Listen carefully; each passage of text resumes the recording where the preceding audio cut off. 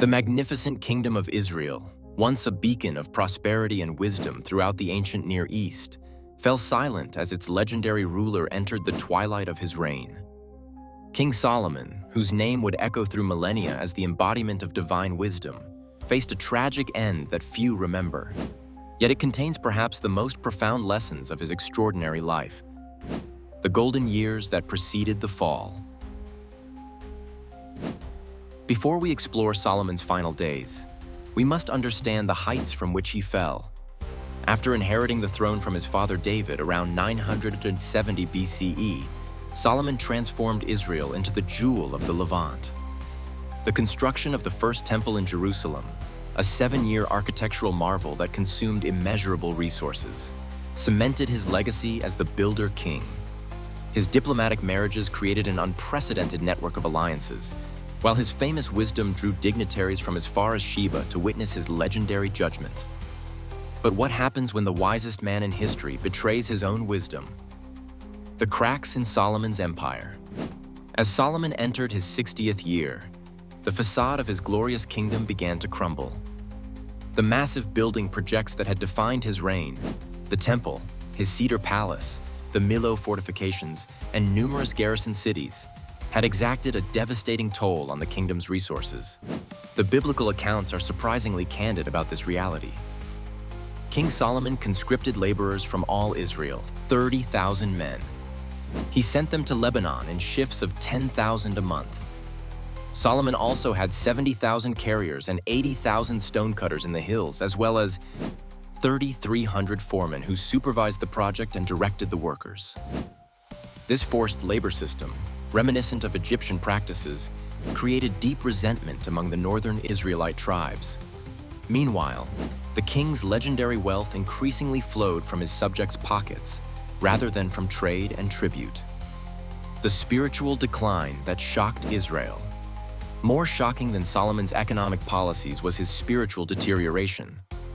According to ancient texts, the king who built Yahweh's temple eventually erected shrines to Chemosh, Molech, and Astarte, foreign deities whose worship practices included rituals forbidden by Israelite law.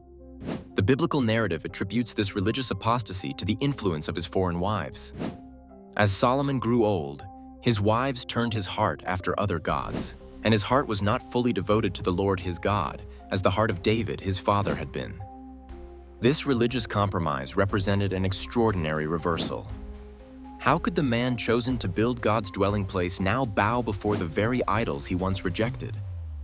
The question haunted Jerusalem's streets as rumors spread about secret rituals conducted in the royal household. The prophecy that shattered Solomon's peace.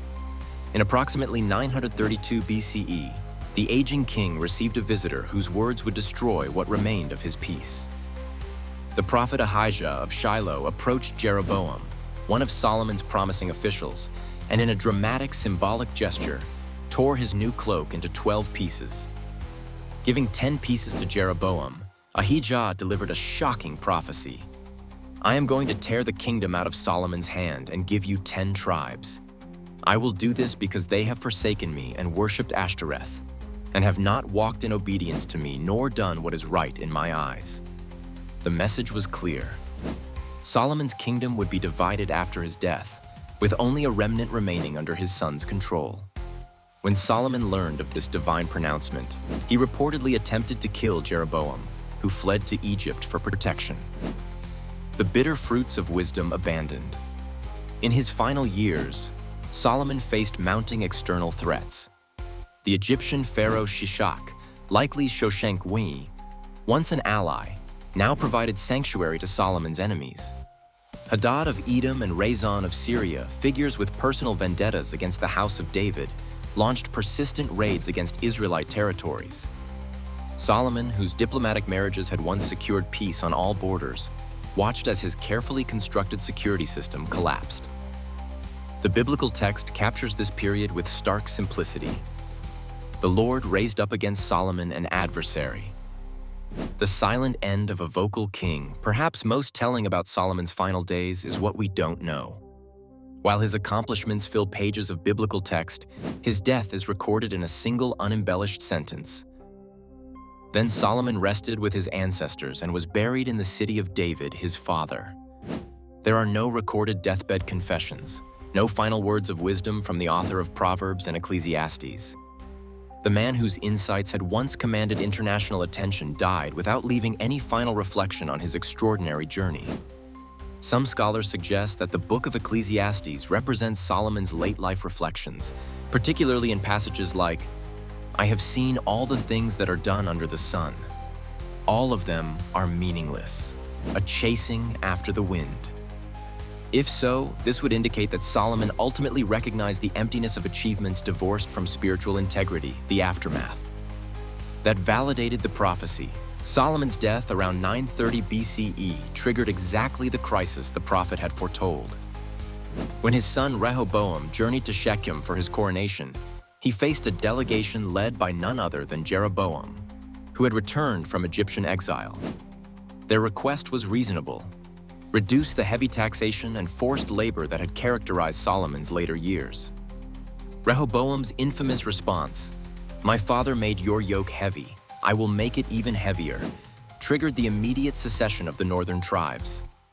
Israel split into two kingdoms, fulfilling Ahijah's prophecy and ending forever the united monarchy that David and Solomon had built. The wisest king's legacy became a fractured nation that would never again know the glory of his golden years. A sobering reminder that wisdom known but not followed leads to the most tragic of ends.